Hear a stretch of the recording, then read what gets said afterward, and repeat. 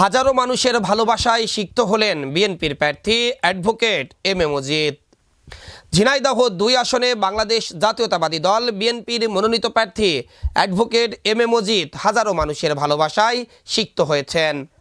আজ সারাদিন হরিণাকুণ্ডু উপজেলার চাঁদপুর ইউনিয়নের বিভিন্ন ভোট কেন্দ্রে ও গ্রামে গ্রামে গণসংযোগ ও পথসভা করেন তিনি। এসব পথসভায় হাজার হাজার নারী পুরুষ ও সাধারণ ভোটারদের স্বতঃস্ফূর্ত উপস্থিতি লক্ষ্য করা যায়। অ্যাডভোকেট এম এ মজিদকে স্বাগত জানাতে রাস্তার দুই পাশে শত শত মানুষ দাঁড়িয়ে ফুল ছিটিয়ে তাকে বরণ করে নেন চাঁদপুর ইউনিয়নের বেড়বিন্নি বাজারে।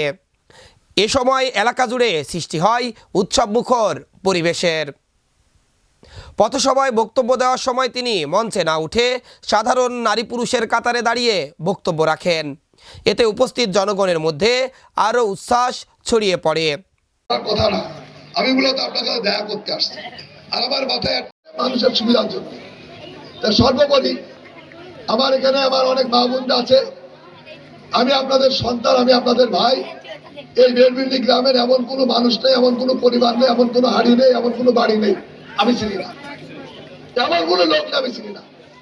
এ সময় বক্তব্য রাখেন চাঁদপুর ইউনিয়ন বিএনপির সাংগঠনিক সম্পাদক সিরাজুল ইসলাম সহ স্থানীয় নেতাকর্মীরা ও বীর মুক্তিযোদ্ধারা। আমি বক্তব্য দিতে পারি না, ওই টুকটাক কথা বললি সেই কথা নিয়েই যত ব্যথা। তাই সাধক সত্যনন্দন বলেছেন, অনেক কথার অনেক দোষ, ভেবে চিনতে কথা কোষ। যাই হোক, পরিস্থিতি ভেবে উপকথা টেনে বলাই ভালো। তাই আমাদের অ্যাডভোকেট এম এ মজিদ ভাই মানবতার সেবায় নিয়োজিত হয়ে জ্বালিয়েছে মানবতার আলো। জালো জালো আগুন জালো, এইসব স্লোগান বাদ দিয়ে জালো জালো ঘরে ঘরে আলো জালো বলে ভালো ভালো বিশেষ কাজের অবদান তার। তাই জাতীয় সংসদ নির্বাচন উপলক্ষে আজকের এই বেড়বিন্দি শেখপাড়ার পথসভার আমি এই বেড়বিন্দি শেখপাড়ার মানুষদের উদ্দেশ্য করে বলছি, আমি চাঁদপুর ইউনিয়ন বিএনপি সাংগঠনিক সম্পাদক।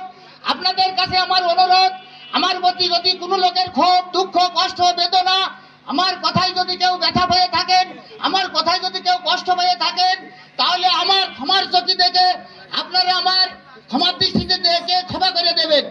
আমি সামনের যে দিনগুলো আসছে, ইনশাল্লাহ যদি বিএনপি সরকার গঠন করে অ্যাডভোকেট এম এ মজিদ ভাই এমপি হয়, এই নির্বাচনের আগে আপনাদের যে প্রতিশ্রুতি দিচ্ছি, আপনাদের সাথে যে কথা বলছি, আমি ইনশাল্লাহ আমি চেষ্টা করব সবাইকে নিয়ে একসাথে ঐক্যবদ্ধ হয়ে চলার জন্য। এই বেড়বিন্দি শেখপাড়ায় কোনো মারামারি, দাঙ্গাবাজি, কোনো মামলা হামলা হবে না, এইগুলো আমার কায়দায় আমি নিশ্চিত।